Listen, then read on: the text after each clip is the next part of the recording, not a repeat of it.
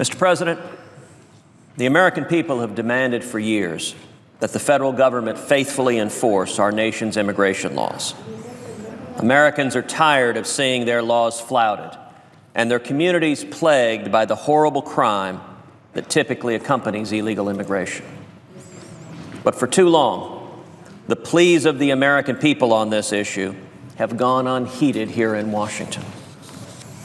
You see, when it comes to the problem of illegal immigration, the political class and the business class, our nation's elites, are of one mind. They promise robust enforcement at some point in the future, but only on the condition that the American people accept a pathway to citizenship now for the millions of illegal immigrants who are already in this country. Not wanting to be swindled, the American people wisely rejected this deal, which the Washington class calls, quote, comprehensive immigration reform. Of course, the elites don't like this one bit. So instead, they've taken matters into their own hands. They bend or ignore the law to make it more difficult for immigration enforcement officers to do their job. We've seen this repeatedly with the Obama administration. President Obama has illegally granted amnesty to millions of illegal immigrants with no statutory authorization whatsoever, even though, before his reelection, the president assured the American people that he couldn't do so without an act of Congress. As President Obama said when asked about could he grant amnesty, "I am not an emperor." Well, I agree with President Obama. But yet, just a few months after saying he couldn't do this because he was not an emperor, apparently he discovered he was an emperor because he did precisely what he acknowledged he lacked the constitutional authority to do. And although the administration today claims to be focusing its resources on deporting illegal immigrants with criminal records, it has adopted a policy where many illegal immigrants that the administration deems to be low priority will not be detained and deported, but will be released back into our communities. Remarkably, in the year 2013, the Obama administration released from detention roughly 36,000 convicted criminal aliens who were actually awaiting the outcome of deportation proceedings. These criminal aliens were responsible for 193 homicide convictions. They were responsible for 426 sexual assault convictions, 303 kidnapping convictions, 1,075 aggravated assault convictions, and 16,070 drunk driving convictions. All of this was on top of the additional 68,000 illegal immigrants with criminal convictions that the federal government encountered in 2013 but never took into custody for deportation. Dwell on those numbers for a moment. In 1 year, the Obama administration releases over 104,000 criminal illegal aliens, people who've come into this country illegally who have additional criminal convictions. Murderers, rapists, thieves, drunk drivers. One wonders what the administration says to the mother of the child lost to a murderer released by the Obama administration because they will not enforce the laws. One wonders what the Obama administration says to the child of the man killed by a drunk driver released by the Obama administration because they will not enforce our immigration laws. And while this administration's refusal to enforce the laws is bad enough, the scandalously poor enforcement of our immigration laws is made much, much worse by the lawless actions of the roughly 340 so-called sanctuary jurisdictions across the country. Although these jurisdictions are more than happy, eager even, to take federal taxpayer dollars, they go out of their way to obstruct and impede federal immigration enforcement by adopting policies that prohibit their law enforcement officers from cooperating with federal officers. Some of the jurisdictions even refuse to honor requests from the federal government to temporarily hold a criminal alien until federal officers can take custody of the individual. Not only are these sanctuary policies an affront to rule of law, they are extremely dangerous. According to a recent study by the Center for Immigration Studies, between January 1st and September 30th, 2014, just a 9-month period, sanctuary jurisdiction released 9,295 alien offenders that the federal government was seeking to deport. That is roughly 1,000 offenders a month that sanctuary jurisdictions were releasing to the people. Now, of those 9,295, 62% had prior criminal histories or other public safety issues.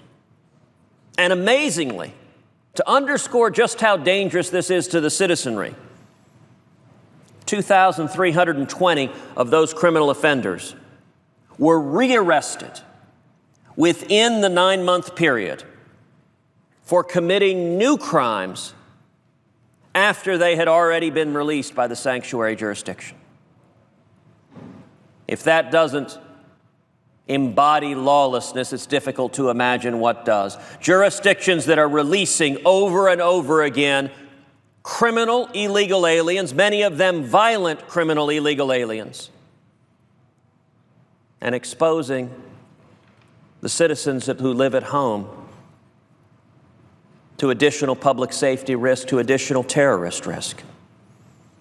This same study found that the federal government was unable to reapprehend the vast majority of the alien offenders released by the sanctuary jurisdictions, 69% as of last year. Even Homeland Security Secretary Jay Johnson has admitted that these sanctuary policies are, quote, unacceptable. Quote, "It is counterproductive to public safety," he said, "to have this level of resistance to working with our immigration enforcement personnel." Well, I'm thrilled to hear the Secretary of Homeland Security say so out loud. I assume that means that the Obama administration will be supporting the legislation before this body. I mean, after all, the Secretary of Homeland Security says it's unacceptable, that it is counterproductive to public safety, and yet, sadly, the Obama administration is not supporting the legislation before this body. Indeed, it has taken the tragic and terrible death of Kate Steinle to galvanize action here in Washington. Kate died in the arms of her father on a San Francisco pier after being fatally shot by an illegal alien who had several felony convictions and had been deported from the United States multiple times. Her death is heartbreaking. The Senate Judiciary Committee, we had the opportunity to hear from Kate Steinle's family. The heartbreak is even more appalling because Kate's killer had been released from custody and not turned over to the federal government to be deported because of San Francisco's sanctuary policy. The city of San Francisco is proudly a sanctuary city. They say to illegal immigrants across the country and across the world, come to San Francisco. We will protect you from federal immigration laws. We, the elected Democratic leaders of this city, welcome illegal immigrants, including violent criminal illegal immigrants like the murderer who took Kate Steinle's life. These policies are inexcusable. They are a threat to the public safety of the American people, and they need to end.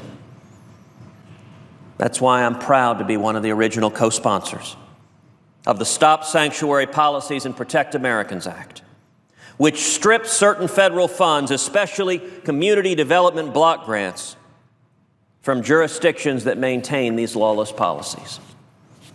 If these jurisdictions insist on making it more difficult to remove criminal aliens from our communities, then these federal dollars should go instead to jurisdictions that will actually cooperate with the federal government, that are willing to enforce the law rather than aid and abet the criminals.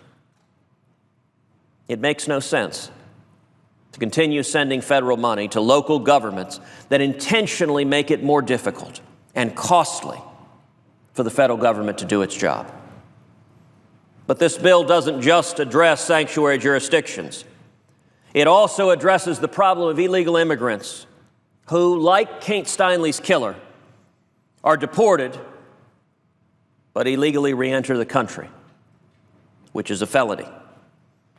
This class of illegal aliens has a special disregard and disdain for our nation's law. And too often, these offenders also have serious rap sheets. In 2012, just over a quarter of the illegal aliens apprehended by Border Patrol had prior deportation orders. That's an astounding 99,420 illegal aliens. And of the illegal reentry offenders who were actually prosecuted in fiscal year 2014, that's just 16,556 offenders, but a fraction of those who committed the felony. The majority of those who were prosecuted had extensive or recent criminal histories, and many were dangerous criminals.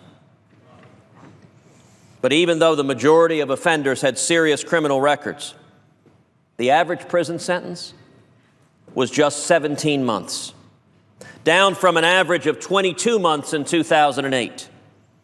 In fact, more than a quarter of illegal reentry offenders received a sentence below the guidelines range because the government sponsored the low sentence.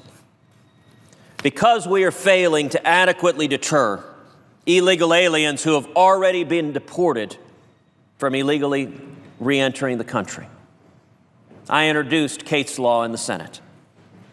And I'd like to thank Senators Vitter and Grassler for working with me to incorporate Kate's Law, elements of that law, into this bill. I also want to recognize and thank all of the original co-sponsors who joined me in this bill. Senators Barrasso, Cornyn, Isaacson, Johnson, Perdue, Rubio, Sullivan, and Toomey.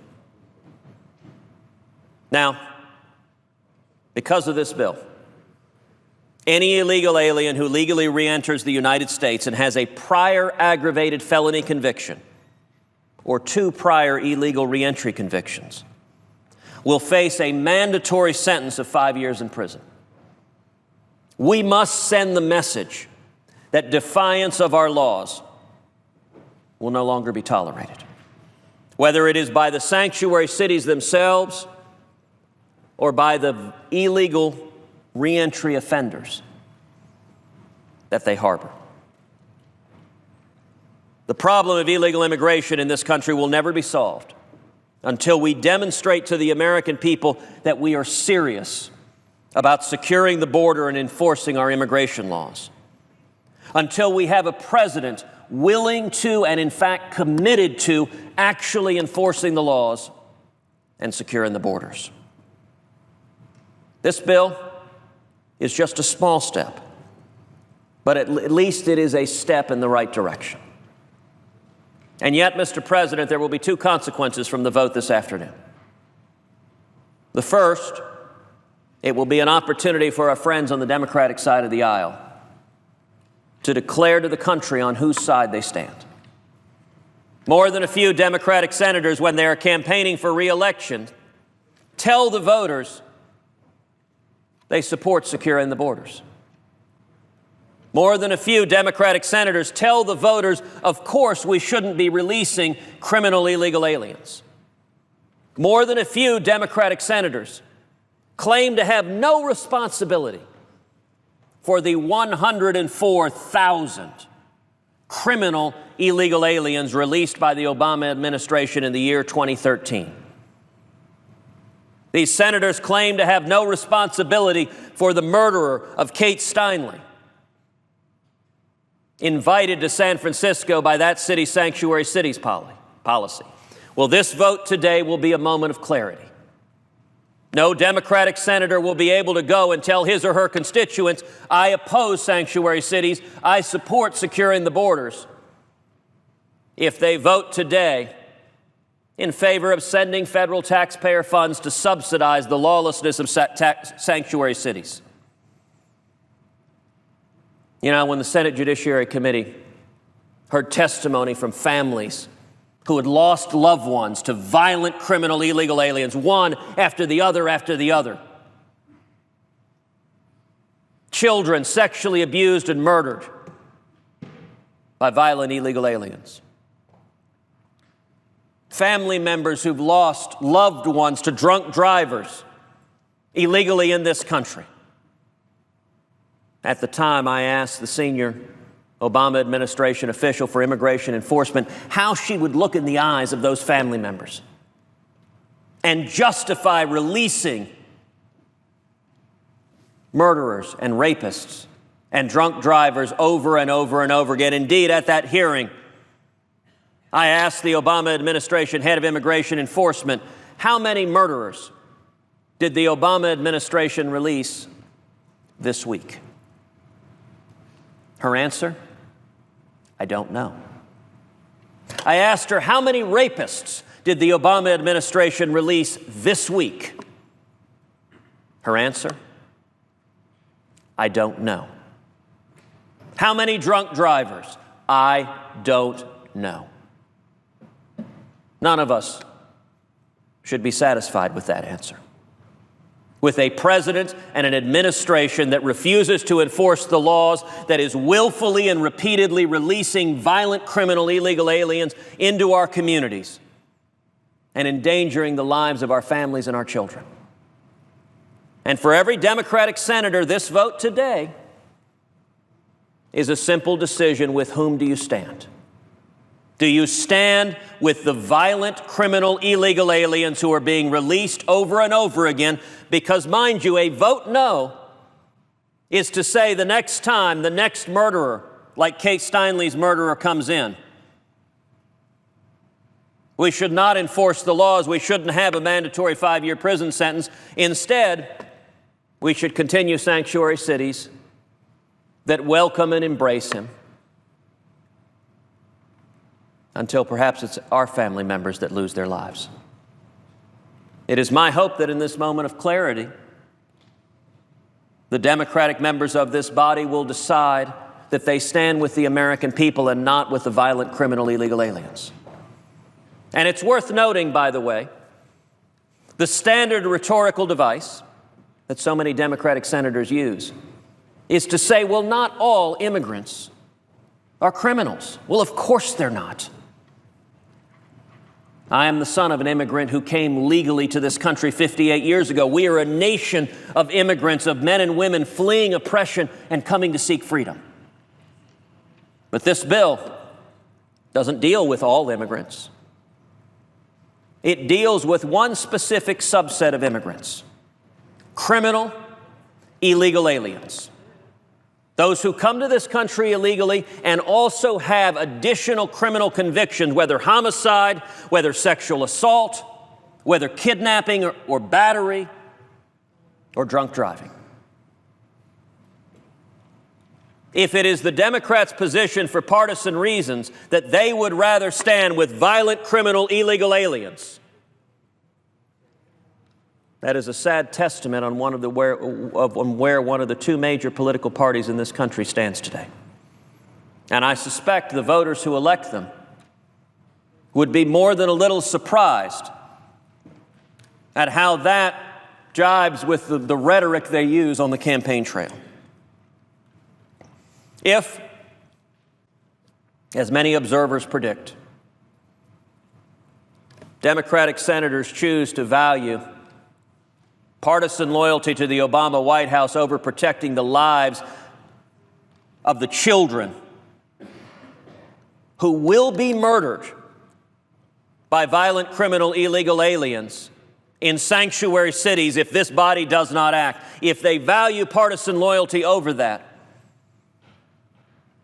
and if they vote in a party line vote, as many observers have predicted. That will provide a moment of clarity. But I will also suggest it will underscore the need for Republican leadership to bring this issue up again, not in the context where Democrats can blithely block it, obstructing any meaningful reforms to protect our safety, to secure the border, to enforce the law, to stop violent criminal illegal aliens from threatening our safety, but rather for Republican leadership to bring it up in the context of a must-pass bill, to bring it up and attach it to legislation that will actually pass in law. I'm very glad we are voting on this week. That is a good and positive step. It is one of the few things in the last 10 months we have voted on that actually responds to the concerns of the men and women who elected us. So I salute leadership for bringing up this vote, but if a party line vote blocks it, then the next step is not simply to have a vote. The next step is to attach this legislation to must-pass legislation and to actually fix the problem. You know, Mr. President, leadership loves to speak of what they call governing. And in Washington, governing is always said at least an octave lower, governing. Well, when it comes to stopping sanctuary cities and protecting our safety, we need some governing. We need to actually fix the problem rather than a show vote. So my first entreaty is to our Democratic friends across the aisle. Regardless of areas where we differ on partisan politics, this should be an easy vote. Do you stand with the men and women of your state, or do you stand with violent criminal illegal aliens? We will find out in just a couple of hours. But my second entreaty is to Republican leadership that if Democrats are partisans first rather than protecting the men and women they represent, then it is up to Republican leadership to attach this to a must-pass bill, to actually pass it into law and solve the problem, not to talk about it, but to do it. It is my hope that's what all of us do together.